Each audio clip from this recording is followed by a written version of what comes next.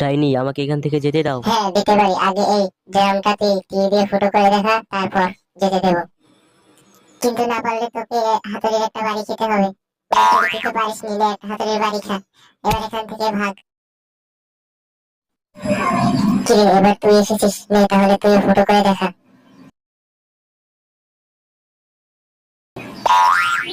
দেখি তুইও পারলি না, নে তাহলে বাড়ি খা। কিরে, এবার তুই এসেছিস।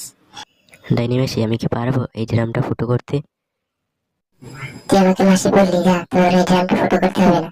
এই ভিডিওটা যারা দেখছে তাদেরকে একটি লাইক ও চ্যানেলটিকে সাবস্ক্রাইব করতে বল, তাহলেই হবে, বুঝলি?